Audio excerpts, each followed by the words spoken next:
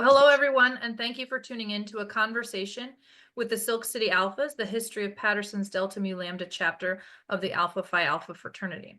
My name is Heather Garside, and I'm the curator of history at the Paterson Museum, and today I'm going to be moderating this discussion. Before we start, I wanted to provide a little background about how this conversation even kind of came about. In 2022, representatives of Delta Mu Lambda chapter of Alpha Phi Alpha fraternity approached the Paterson Museum to discuss the development of an archive documenting the history of the chapter and its members. Following discussions between our two organizations, we began the process of creating a living archive that will continue to grow over time with the chapter. This collection preserves the chapter's many activities and accomplishments throughout our area. The museum's role in this partnership is to assist in the organization and preservation of the historic documents, as well as serving as the repository through which the public can access them and research projects related to the Paterson community. We formalized this partnership on December 7th, 2023, with the signing of our partnership agreement. This is the first partnership of its kind in the history of the Paterson Museum. If you'd like to learn more about the partnership and the archive, you can read about it on the museum's website, patersonmuseum.com.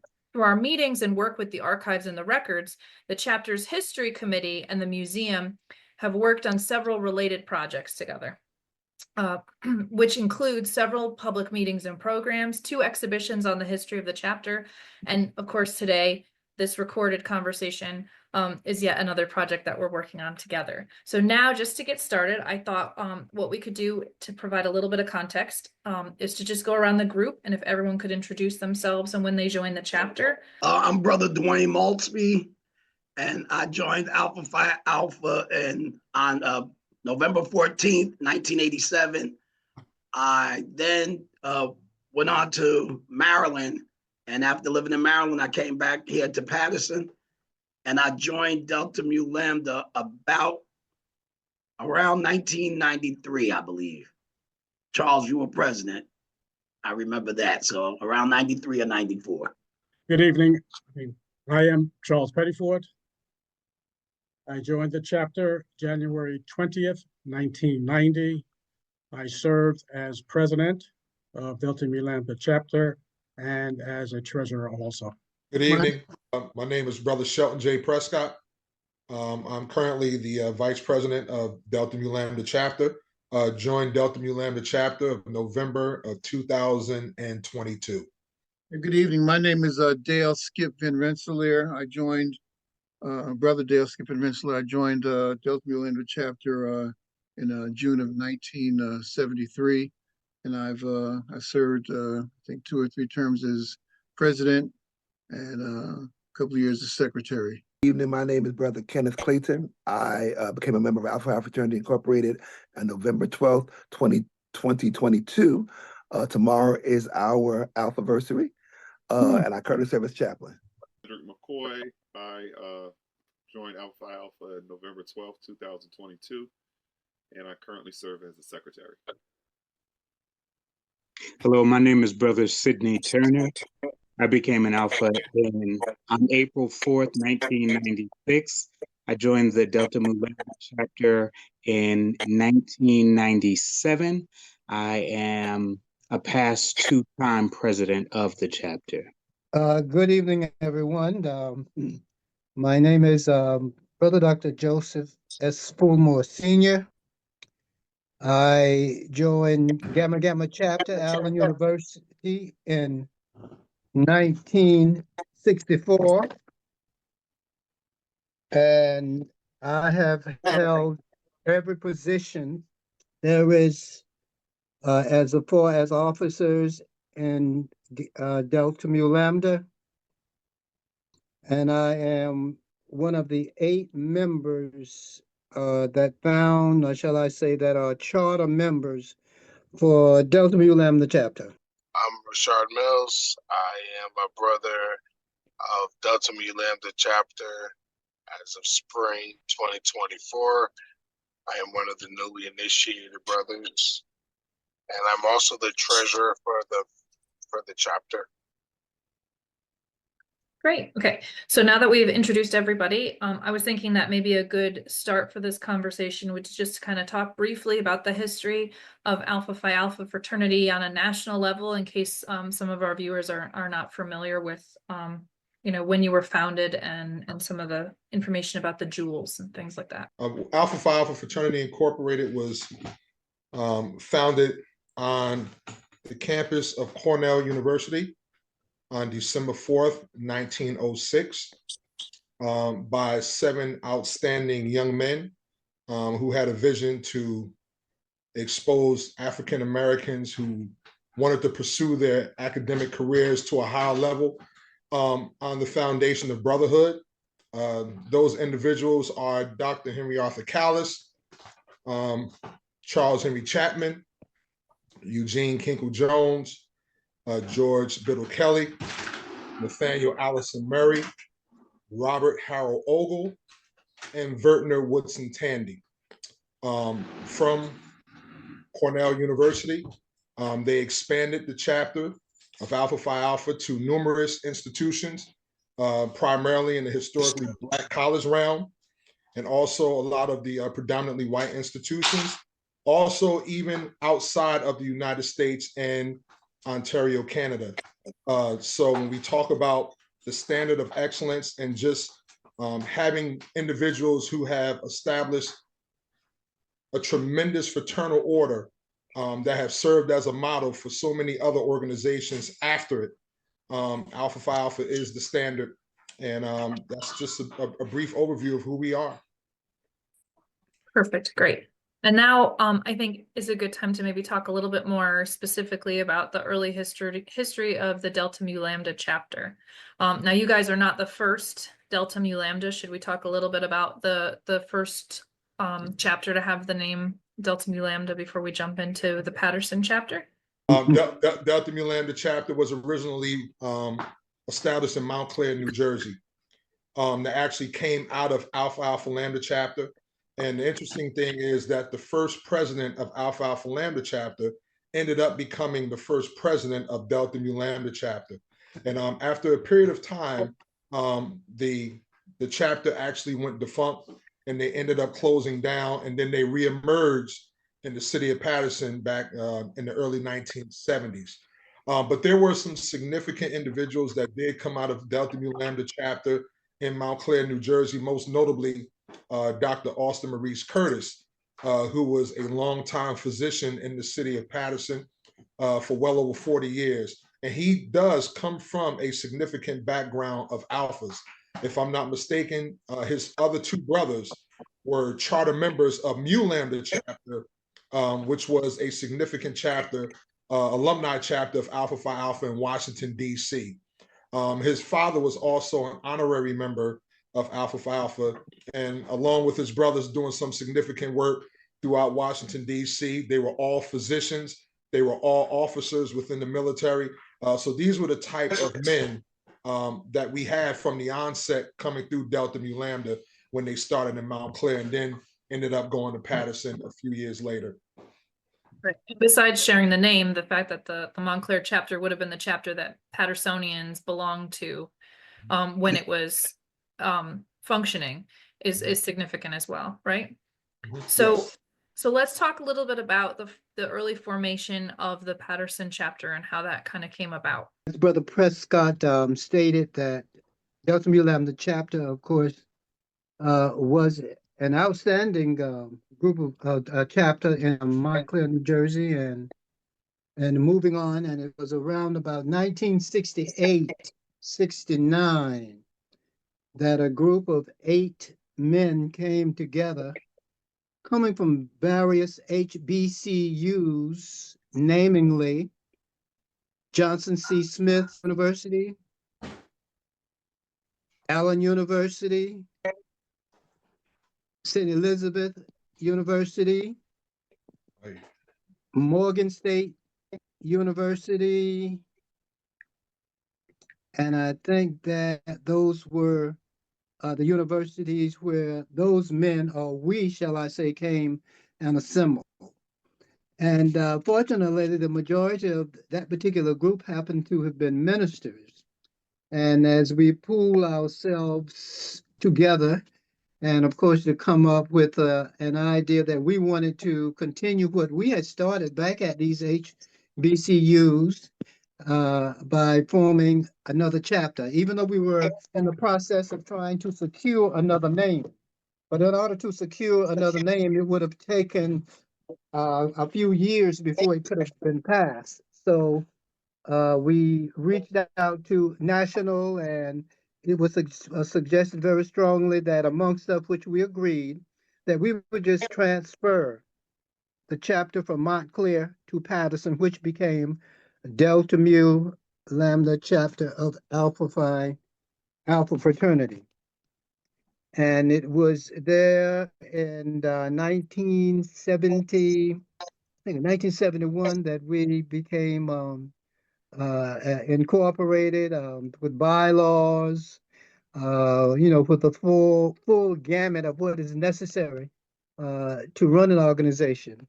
And if I might share at this time, one of the immediate thing we did during that stage was to become a life member of the NAACP and moving forward, which we are still that today. And that was somewhat the groundwork of how we actually got started, as I said before, as a result of 8 men coming together from various HBCUs, wanting to continue the movement, that I would call it, the legacy of Alpha Phi Alpha Fraternity coming out of Ithaca, New York, Cornell University.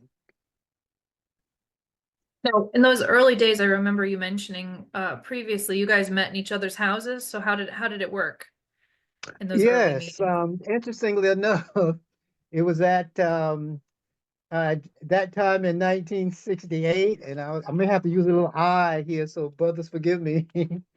I just graduated in 1968 and relocated, of course, to Paterson, and Melvin Thompson, who is originally from Paterson, New Jersey, and of course went to Allen University for his undergraduate, and it was his uncle, a cousin, Reverend Bishop Blakely, and Patterson, who would sponsor the Allen University concert choir at least twice a year to come to his church on Park Ave. And from there, we met up, and there were 3, 4 of us, and then there were 5, then there were 7, then there were 8, and we aligned all our meetings to be held at a brother's house. And of course, in conjunction with that, the brother's wife or sweetheart or significant other would basically host the meeting. And of course, we would gather and follow the same trend that took place at Ithaca, New York, Cornell University, and using basically the same agenda. And that's how we actually got starting and selecting our meeting places. And of course, those meeting places moved on to each one of the brothers who was the pastor of a church. And we held meetings often at the church or at the Masonic Temple. And then we moved into the school, in some schools. So besides the wives and sweethearts, were there any other members of the community who are not members of the chapter, but were very strong supporters that we should sort of talk about a little bit? How did that work in those early days? Because I'd imagine you needed a lot of community support to grow as much as you have. Okay, during that particular period, we had, of course, Reverend Lagarde, who was a very close friend of Dr. Martin Luther King, as well as Pastor Rowe. And as a result of them being pastors of churches, let's say all of the church and his congregation actually supported and helped Delta Mu Lambda to become established and had a profound impact in the community. If I might move on to Reverend Lewis Richardson, who was one of the key sources and that particular movement at his particular church, along with his wife, scheduled many meetings there that was held. His congregation, the congregation at First Community Church of Love, Calvary, with Reverend Dr. Albert P. Rowe, and and other brothers who helped with positions such as trustees and deacons of the church. And shall I say, the faith-based organization really became our foundation in terms of how we actually move through everything spiritually. And I can go on, and the AKAs supported us, the Zetas, the Deltas, because as a result of that, each one of the cotillion drew in a whole lot of people. It wasn't just one organization really that was sponsoring a cotillion. It happened to be a total family of the, let's say, the Paterson community, and not only African American, because when you go back to Amy Zion, Miss Frida Van Rensselaer, who became the mother of our fraternity, who happens to be our brother Dale, call him Skip Van Rensselaer's mother, out of Howard University, played a significant role in reaching out to the various schools, and especially John F. Kennedy High School, because those individuals who had young people or had children, had cousins, had relatives, or what they wanted them to be a part of course, the cotillion movement that which we held. So, of course, we would have an event, and the event would easily cover at least from 7 to about 800 people almost. And that really kept, shall I say, the philosophy, and it kept the goals of Alpha Phi Alpha fraternity as established by our jewels a true reality. I think just to piggyback on what Dr. Fulmore said, one of the advantages that the fraternity has had in general, but Delta Mu Lambda chapter specifically, is that the brothers who make up the chapter, we have a wide diversity of brothers who are in the educational field, spiritual field, lawyers, doctors, and because of that diversity that we have, we'll be able to tap into the community at many different levels. And I think that continues today. So that's always, in my mind, been one of the biggest advantages of the fraternity, and having so many brothers who have so many diverse backgrounds. And we've used that to our advantage, but more importantly, to tap into the community resources. Mm-hmm. So let's talk a little bit about sort of, the community activities that you guys are engaged in. Let's talk a little bit about some of the programs that you do. Maybe let's start with Alpha Teens. Does that sound like a good place to start? Yes, we can start with the Alpha Teens, because on this particular screen happens to be some Alpha Teens that came through when James Allen, Melvin Thompson, Melvin Washington, Joseph Fulmore, Reverend Albert P. Rowe, and whenever we came through at that particular time. And I can see Brother Cedric McCoy was a part of the Alpha Teens, and I know that Reverend Clinton, of course, a part of the first cotillion and a part of the Alpha Teen as we came through. And there are a number of them who are presently that are very active with the organization. Well, at that particular time, it was to go to high school, go to college. Really, that was the national program. Under it came the Alpha Teens. And things that we would do was wash cars in order to make some funds in order for to take college tours, to take trips. And of course, those trips consist of local colleges such as William Paterson University, of course, Montclair, Rutgers University. We went on down to Howard University. We went to Morgan State University. We would go there frequently, as Pastor Reverend Rowe was a graduate of Morgan State University, and also a division champion for wrestling. And so he was known all over the place, and he would travel with us. So those are some of the things that they would do. Not only that, we would have them to have, well, the Alpha Teens had a botillion, even though we had the cotillion, which focused on the girls. And we had the botillions where the Alpha Teens sponsored their own one, where they now would be responsible for the same kind of setting and teaching our young people really how to carry themselves, develop themselves, how to be polite, maintain character, integrity, and all of those things. And as I mentioned before, Ms. Van Rensselaer played a key role in working with the girls through this process. as well as all of the wives and sweetheart and other members of various organizations. Of course, I could call a number of them that help us to promote and carry out our go to high school, go to college efforts. I was gonna add to that. Like I said, I came into the chapter in the early '90s, and at that particular time, we had a large amount of brothers that were teachers. Oh, yes. Yes, a lot of brothers that were teachers, and what we would do is, even if young men were not official alpha teens, there was always a group of guys at our school that we would kind of take under our wing and unofficially, you know, put them through the alpha teen process, make sure that they were doing the right thing and so forth, so on. And one of the examples is that when I joined the chapter, I was a little jealous because I was the only one that didn't know anybody. And I saw the relationships between so many of the brothers who I later found out, oh, that was my former teacher. You know, oh, I had him when he was in whatever grade, or I had, you know, him, I've known him since 5th grade, 6th grade, whatever. So it was important to me that I started those same kind of relationships. And so we see Brother Rashard Mills is on this call.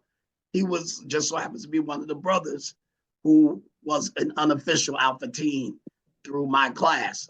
I met him when he was 6 years old and then straight up through 8th grade. And he went to college, and the first thing that he did was reach back and say, I want to be an alpha.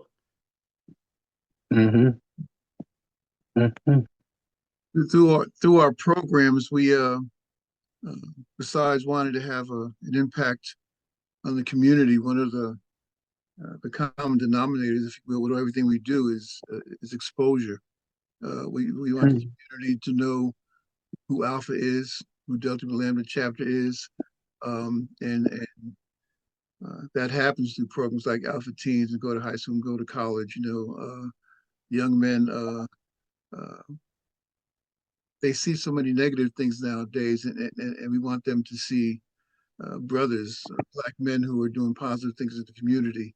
And later on in life, you know, hopefully or prayerfully, when they go to college, they'll remember the Black and Gold and the impact it had on their lives, and we'll get a new member. But it's always about exposure, letting them know who we stand for. Yes, indeed.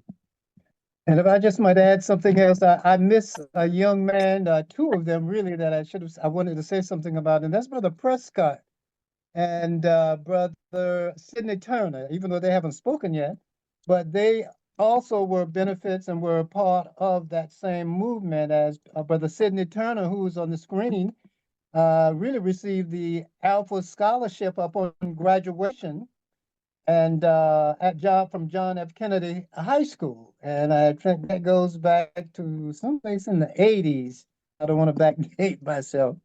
But of course, Brother Prescott, you've never heard me say this, but Brother Sidney can vouch for it. And there were two young men who were up for scholarship, and it came so close. Oh my God, it really hurt our feelings in terms of following policy. And those two young men at John F. Kennedy High School happens to be Brother Sidney Turner and Brother John Prescott during that era. So, but thank God that Brother Prescott held on, and his contribution is just awesome. Bringing to the organization from other places. Those two, two of them that I could say something about too. And I'll hold Reverend Clayton for later. If I may add, just based upon my name being called, Brother Skip mentioned the fact that one of our goals is exposure to the youth of the community and the community at large. And Brother Fulmore mentioned the fact that I was a recipient of the Delta Mu Lambda Alpha Scholarship. Growing up, I was not exposed to fraternities and sororities. And so winning that scholarship in 1992, thank you, Dr. Fulmore, that was my exposure to Alpha Phi Alpha Fraternity Incorporated. And just based upon that scholarship and the little knowledge that I was able to gain, it drove me to investigate and look into the organization more.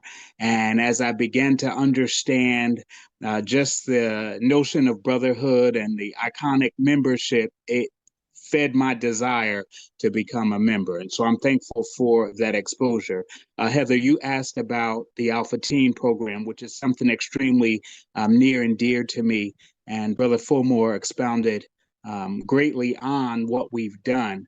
But just the fact that we had youth from other towns, East Orange and Newark, who would travel to Paterson just to be a part of the Delta Mu Lambda Alpha Teen program, it speaks volumes. And so we're thankful for the ability to impact the youth such that they would want to get on the public bus and travel all the way to Paterson just to be a part of our program. I'm also thankful for the opportunity, as Dr. Fulmore mentioned, to have taken young men on various college tours. He mentioned the more local ones, but we actually traveled down to Atlanta, Georgia for a college tour. And that was monumental. And it meant something to the young men coming out of Paterson to get on the plane and travel all the way down to Atlanta, Georgia, spend some days down, get exposure, meet some people, and come back. So I'm thankful for the Alpha Teen program. If I can just add something real quick regarding the Alpha Teens, and this goes to what Dr. Fulmore was talking about. Myself and Brother Turner, we went to high school together. We graduated from Kennedy High School together. And the fact that he was exposed to Alpha through their scholarship program and Alpha Teens, and I was exposed through my brother becoming an Alpha. We also was exposed to Alpha indirectly when we were a part of a group called Operation Link Up. Operation Link Up was a very significant youth-centered program through the Paterson Public School District, and it was spearheaded by a gentleman by the name of Carrie Jenkins, who is also an Alpha. The late Carrie Jenkins had his office in Kennedy High School, and he was trying to grab as many young men and young ladies of color as possible to expose them to the college experience. And he had primarily, he had a strong connection with Syracuse University. And even when you look at Alpha, Alpha has a significant component that is lies in the history of Alpha, Syracuse University. And the fact that he was serving as a mentor, helping those students get into Syracuse and Penn State University, that legacy continues now because you still see a lot of young people from Paterson that are still going to Syracuse, still going to Penn State. And we were a benefit to that program, even when he used to come up to the school periodically throughout the year just to check and see how we were doing. So once again, I mean, we were exposed to Alpha directly and indirectly because a lot of the leaders within our community, whether it was through the field of education or other areas of expertise, these brothers were men of Alpha in Delta Mu Lambda. If I may chime in, I'd like to just share some information. Heather, we know about our 4 national programs: go to high school, go to college. My brother's Keeper program, Project Alpha program, as well as a voteless people is a hopeless people. And then on a local level, we've done a lot in the community. And I also want to emphasize that not only in the community, but also through other corporations. And one corporation in particular was a Toys R Us initiative that we had with the Wayne Toys R Us, Wayne, New Jersey. And what we did as brothers, right after Thanksgiving, Good Friday, we actually worked at Toys R Us. We took turns working. We did 7 days a week up until Christmas Eve. And all of the hours we clocked, Toys R Us actually matched those hours. So we were able to accumulate, I forget how many hours, but we were able to walk away with $10,000 in cash, but we opted to settle for $10,000 in toys. We brought the toys to Paterson, and in conjunction with Passaic County Board of Public Services and Paterson OIC Opportunity Industrialization Center, headed by Harvey Nutter. We were able to give away a plethora of toys to those individuals that did not or could not afford to get toys. That was one collaboration with Toys R Us. We actually honored Toys R Us at our 25th anniversary. And we honored Barnet Hospital. We also gave toys to Barnet Hospital for the TOTS. It was our Toys for TOTS program. And we went up there as a group, went to the infant ward, and we just gave them baskets full of toys and gifts. So community endeavors, yes, but also business endeavors also. And it was a great experience, and they really appreciate it.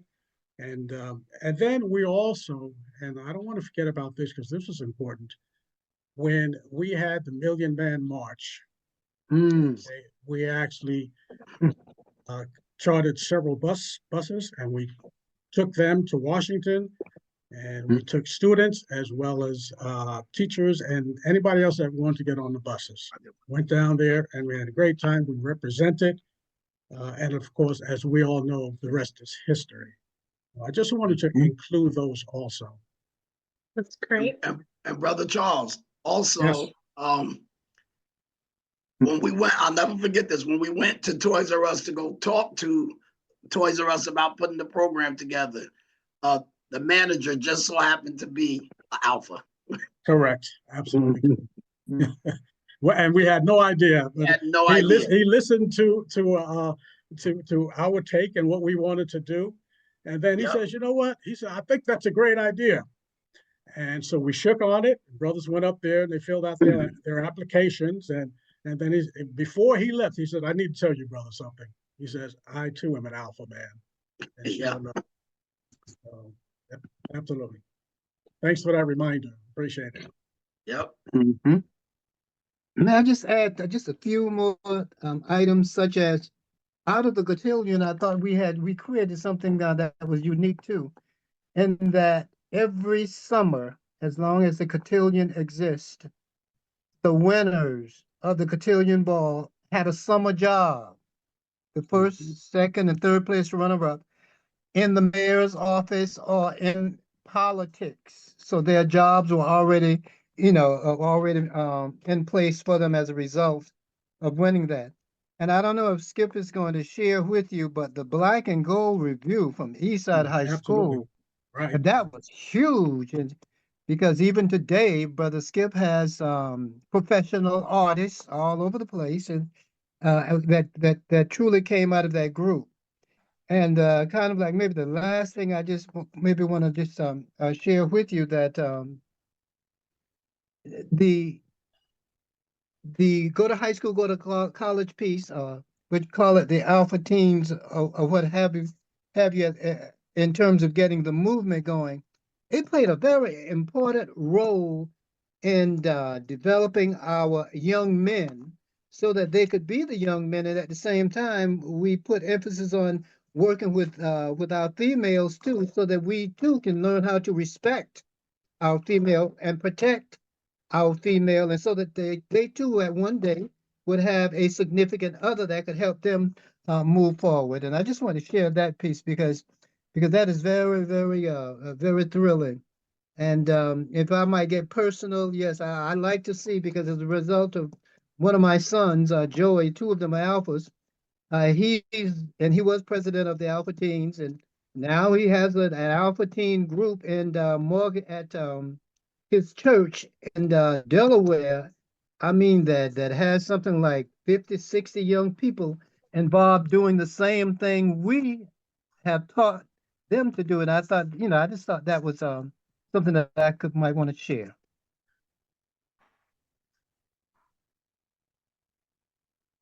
Skip, would you like to talk a little bit about the review? I think that was going to be one of my next questions. I believe it was back in the 70s that the chapter sponsored. There's been a long-standing rivalry between, if you're from Paterson, you know the rivalry between Eastside High School and Kennedy High School.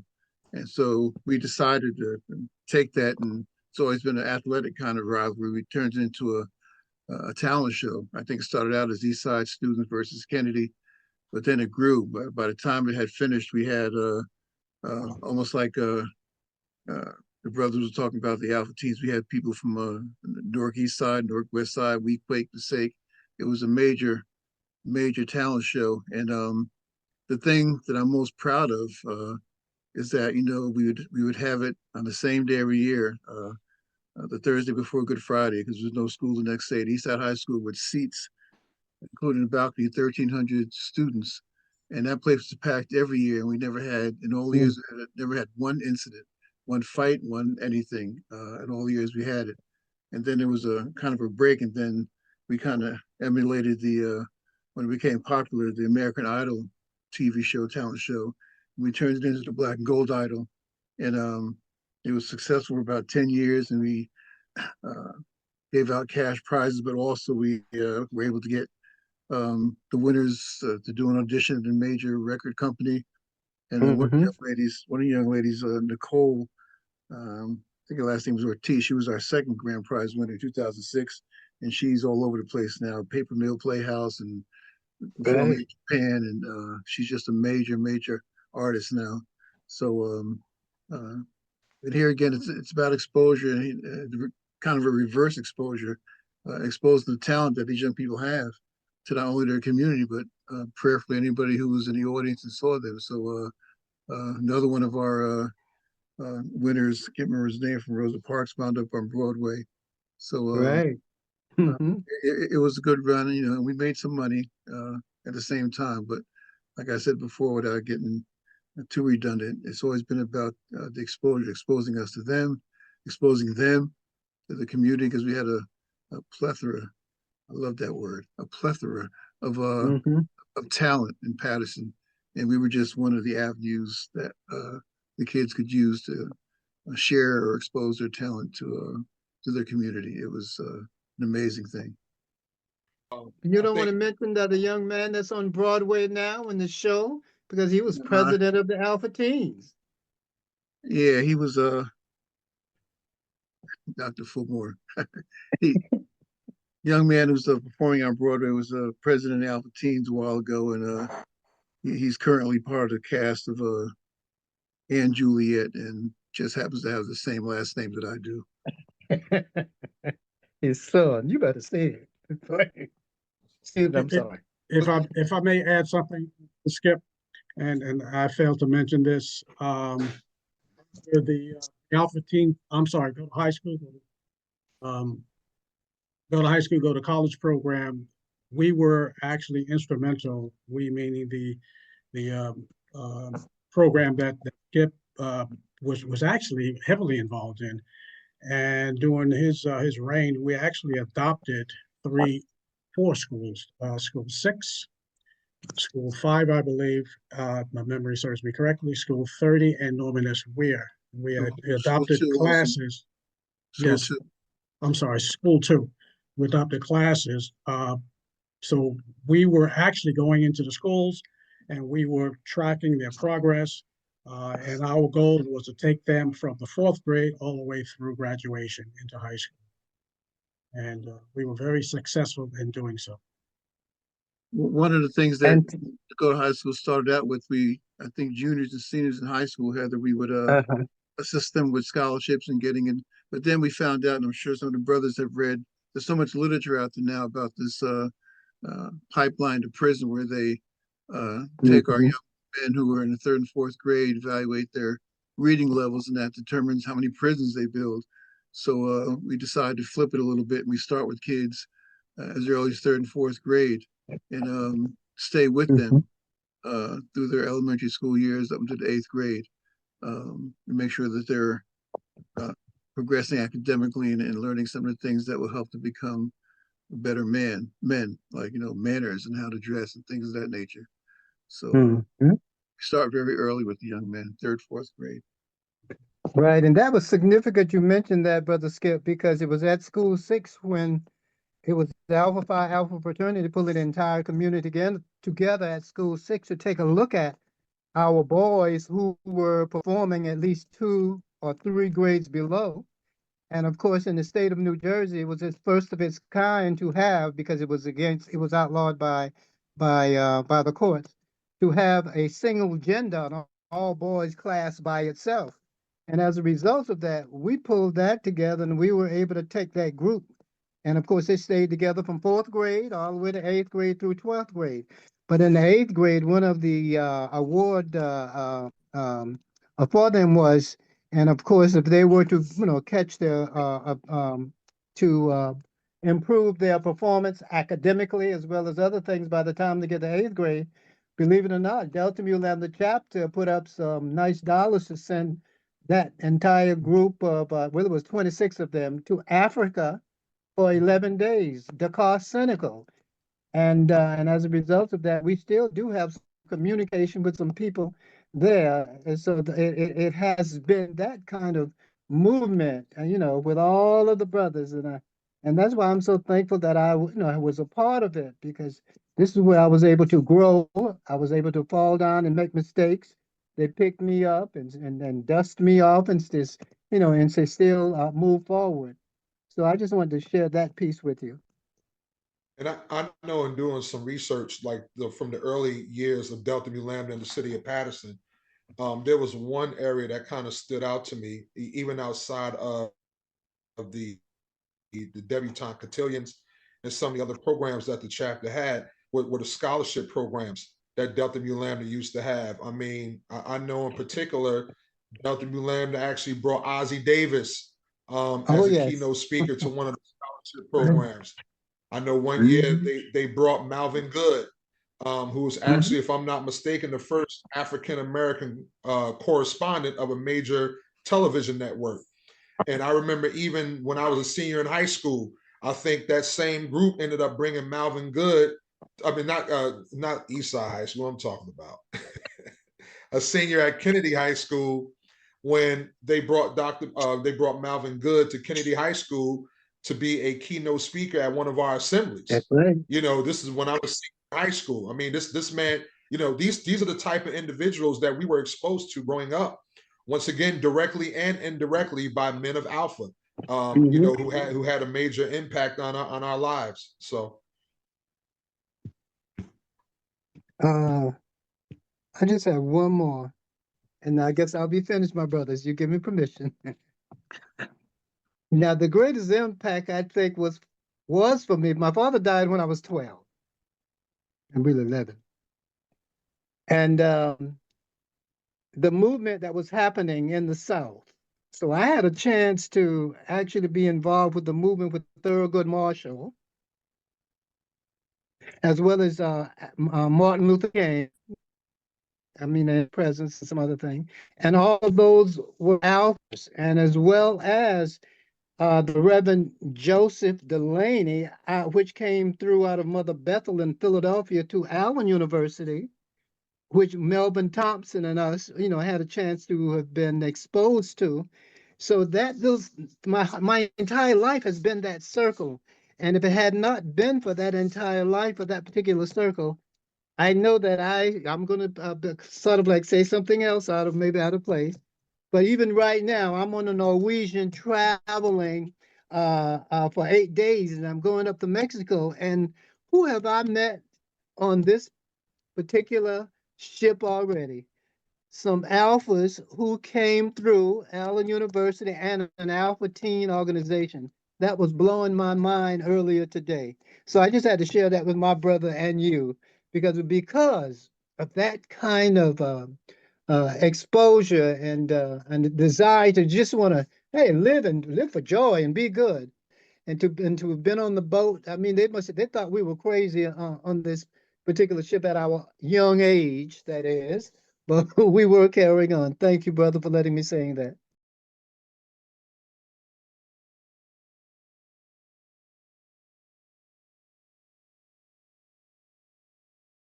Does anyone else want to talk about any other programs, or do any of you, a couple of you haven't spoken at all yet? Do you want to talk a little bit about being exposed to Alpha in your youth? If I may just add one more thing, Alpha Phi Alpha Fraternity Incorporated is tied in deeply with March for Babies. Earlier in the day, it was March of Dimes, but the Delta Mu Lambda chapter, year after year after year, walked and raised money for March for Dimes and March for Babies. And that definitely has been impactful and historic in the Paterson area. Anytime there was a March for Dimes or March for Babies, Delta Mu Lambda was present. So that's another partnership that we've maintained throughout the years. In addition to what Brother Turner just said, as a result of that partnership, they would even give us $1,000 scholarship to help fund the what's the program? Project Alpha? Project Alpha. Sorry, yes. Project Alpha. They would give us $1,000 to help us to put those programs together for Project Alpha. And let's not forget our Honorable Vera Ames and her organization. She also contributed a lot of money to send, I don't know, again, maybe 3 or 4 busloads of children from Paterson every year to Disney World. Well, another contribution to the sports, because we started our first black and gold Little League football team, who was coached by, of course, one of our brothers. And what it was, Ray Light Sr. They were the coaches. And we followed them through with Mr. Henderson, who at that particular time, well, still does, own a couple of McDonald's, 3 of them in Paterson. And he would also, go ahead. No, say James Davis is one of the coaches too. Yes, and James Davis. Right. The Alphas touched a lot of the community in Paterson. It's a, very integral part of the community in ways that you don't necessarily know until you start having these conversations and dig a little deeper, right? But then again, Paterson, despite being a very populated city, is like a small town and everybody knows everybody, right? Which is one of the great things about our community as well. Does anybody else have anything else that they really want to add before we kind of conclude tonight? I can recall many of the programs as a youth growing up, and some of the MLK marches that ended at Calvary Baptist Church, and the Alphas being a part of that, where they were marched from one place to the other to Calvary, where the NAACP was there, and they ended the program there. I was exposed to many of those kind of events, and the Alphas were there. But all along the way, from high school, from grammar school, even into high school, Brother Fulmore would always look at me or pull me aside and said, "You look like an alpha man." And 25 years later, 30 years later, I've made the plunge to become an alpha. And I'm so glad I did, because the brotherhood is very strong. The brotherhood is tight. And we have made some very intricate changes within our community when it comes to the young men and young women that are within our community. We have made some very heavy impacts on their lives, and they have gone to become major people within our community and within our churches and in our schools. They make up a great part of that. Yep. And if I can just jump in there. I am a newly initiated brother, as I mentioned earlier, but a lot of my upbringing, as we spoke about, the alpha men have been the leaders in the education fields when it comes to leading our religious groups, when it comes to our NAACP in the county. Alphas have been the leaders of those, so that's kind of what I've always had a chance to see, and I've always tried to emulate in a lot of my development in my contact with our youth. So it was from their community service, from their outreach, from just their small projects working with and co-sponsoring with different churches, that I was able to see, okay, this is something that I want to also build a legacy with. These are individuals that I relate to, that I bond with, and I've always looked forward to be developed a little bit further. So that was a little bit of what kind of drew me to these gentlemen that we have amongst us. Brother Sidney Williams and Shelton Prescott talked about the ways that they were impacted by Alpha, men of Alpha, indirectly. As a young child, I met Joseph Fulmore because his daughter was babysat by a woman who lived upstairs from me at 584 East 38th Street, Ruth Smith. That's how I remember Joseph Fulmore. So he was the first person that I saw as a little kid, who was an Alpha. Later, in some later years, when I joined the NAACP, the Paterson Museum NAACP, James Allen was youth director. Among many other men who were part of the NAACP, but Mr. Allen had a direct impact upon me because of his being a chaperone or mentor for the Youth Council. He was insistent that young people learn their history, understand the importance of their role and responsibility in our local community and country. And then I was a part of either the first, second cotillion that the Alpha sponsor. That was the time it was a great fun. It was also a time where we were exposed to another faster perspective, life and living and preparation to become mature, responsible young adults. And those were great events. As Dr. Fulmer said, like we prepared like months in advance. We had to learn how to walk, all kind of stuff. So it was great preparation. Then we had our exposure that night. 700 people. We're dressed in tuxedos, the girls in gowns. It was great fun. Growing up in church, Pastor Albert P. Rowe and Pastor Frederick Lagarde were probably two of the leading pastors in our city at that time when I was a child. They were both Alphas. Both of them were not only committed to their role and responsibility as pastors and preachers, but to be civil rights leaders as well. So they were that in our community. I was always exposed and or around them. So I knew that at a certain point in my life that if I was ever going to join a fraternity, it had to be Alpha because of those men and many others that I was exposed to. But those were the men primarily in Paterson who had a direct impact upon my life. Again, as Shelton and Sydney said, it was indirect, but very direct, that gave me a sense of understanding of who I was and who I could become. Amen, Pastor. Amen. Heather, if I could just add one more point. We talked about our community involvement. We talked about partnerships. We've talked about our Alpha teens and the educational component. But true to our goal and our aims, of manly deeds, scholarship, one piece that's extremely important to me is love for all mankind, right? And so we've not necessarily spoke too much about some of the things that Delta Mu Lambda is extremely tied to, which is serving those that are less fortunate, right? And so we've done clothing drives, we've done hygiene drives, we've done feeding of those less fortunate, we've done Thanksgiving basket giveaways. We've actually gone down to the local bus station here in Paterson on Thanksgiving Day, right? When everyone wants to be with their family. I think it was 3 degrees. We've gone down, we set up tables, we set up sternals, and we fed those that were less fortunate and those passing by who just desired to have a hot cooked Thanksgiving meal. And so that love for mankind is extremely deep rooted in the Delta Mu Lambda chapter of Alpha Phi Alpha Fraternity Incorporated. We've walked around looking for those who did not have a place to lay their head, to offer them a meal or to offer them a hygiene bag or to offer them socks, gloves, and hats. And so that's what we're about.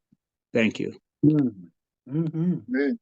Thing also, Heather, just a final piece from me is, we talked about a lot of wonderful things that have happened with Delta Mu Lambda in the past.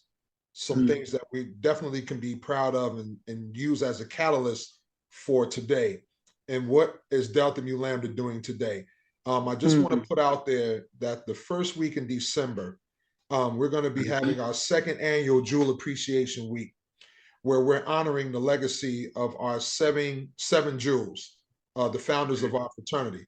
So talk about on December 1st, we're going to have our church visitation, where we're actually going to Reverend Cedric McCoy's church, who is a member of our chapter, who spoke just a few minutes ago.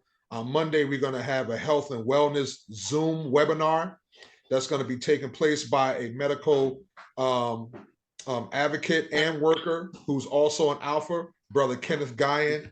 And then on December 3rd, we're going to have our mentoring program at the Dr. Frank Napier School of Science and Technology, which is the principal is also an Alpha. And our chairperson is Brother Joshua Edwards, who's an attorney. And then on December 4th, we're having our Founders Day dinner. December 5th, we have our chapter meeting, but it's also a Support Black Business initiative. December 6th, we're having our pre-Kwanzaa celebration that we're doing in collaboration with Brother Rashard Mills and his staff at Fairleigh Dickinson University. Finally, on December 7th, we're having the wreath laying ceremony for one of our jewel brothers, Eugene Kinkle Jones, in Queens, New York, followed by our fellowship breakfast. So these are some of the things that we're doing today that pretty much sets the tone for all of the great things that have happened in the past. So as we see, we go from kindergarten all the way up through, and it would I don't want to forget even the seniors in our community. Sometimes we overlook them, but Delta Mu Lambda chapter never overlooked our seniors. We actually sponsored programs at Complete Care of Passaic County, and that's a senior citizen development where a lot of people are sick and they're shut in and they can't get out. We've been there several times to support them with programming and giveaways also. So we try to cover the whole gamut. I think one of the things that stands out about our chapter is even though we have brothers from all different walks of life, attorneys, pastors, teachers, all different walks of life that are there, we're all brothers. There's no big I's, no little U's, but we're all walking towards the same, and like Brother Turner just said, love for all mankind. So that's one of the things that I really love about our chapter is that we're all brothers and we're all working towards the same goal. And my so-called final note is, my good brothers, history is so important, and for it to remain alive, I'm gonna put it that way. And what you guys are doing today, and Heather, with your involvement and your spirit and direction and working with us, it's awesome. I just want to thank you. And of course, the committee chairperson is going to say that. I'm saying that because I'm dealing with the I again, because I can go back and just remember the day that I hugged and shake the hand of Charles H. Wesley, you know, the writer of our history book. I mean, it was just as clear as night. And not only that, when I was able to help my brother Callis in his wheelchair back in the 70s at one of the last convention he attended.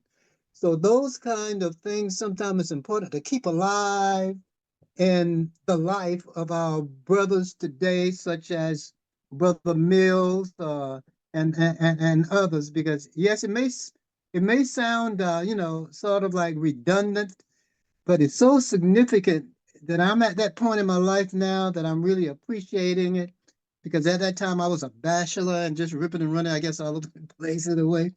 But it has such an impact on me this very moment in terms of how I was able to survive and also communicate and build relationships with people. I just want to share that piece. Does anyone have any sort of parting remarks that they want to share? Yeah, before we- I don't know who's going to be listening to this, and who's ever listening who's not a member of a Greek organization may be wondering, even after everything that's been said, well, you know, why did you guys choose Alpha? Because, you know, by way of full disclosure, you have the Omegas and the Iotas and the Kappas and the sororities who are doing amazing things in the community. And for me, you know, if you ask the question, what distinguishes Alpha Phi Alpha from the other Greek organizations, I would say that the answer is in the question. We are distinguished. We are just a distinguished group of men. Along with that, let it be known that the Divine Nine, which is made up of a group of fraternities and sororities, we do things collectively. You know, our aim, if you were to sit here and do the same kind of questioning, Heather, with different sororities and fraternities other than Alpha, you'd probably get some of the same responses with regards to the community. So we don't want to leave anyone with the idea that, you know, we consider ourselves kind of a separate entity. We do our own thing, but we are part of the Divine Nine, and our focus as Greek-led organizations is to assist in helping us build our community. And we were that close. Well, we're not that close to having our next president as part of the Divine Nine. Kamala Harris is one of our sisters, Alpha Kappa Alpha sorority. Right. Amen. Amen. My alma mater, HU, you know. We'd love to hear from our chapter president. Yes, indeed. Bring us home. Excuse me. First off, I'm just overwhelmed that something like this is even taking place. It was all this coming from that little idea that the brothers had a couple years back to start the archive. And Heather, we just want to again thank you so much because you've been able, you enabled us to even see what we couldn't see. I didn't even think about. I love when we come down to the museum and talk with you and start planning things. Like I'm still thinking about the markers that we want to put around, and that was not even an idea that we had. But it's one now.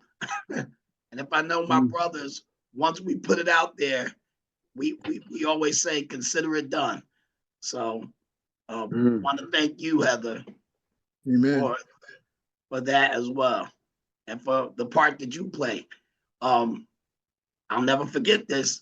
Heather didn't know me very well, but my sister passed away, and I looked up, and Heather was at my sister's funeral service. So that meant so much to me because I said, wow, we really are developing or have developed a friendship with Heather. And I know that she would do the same for any of us.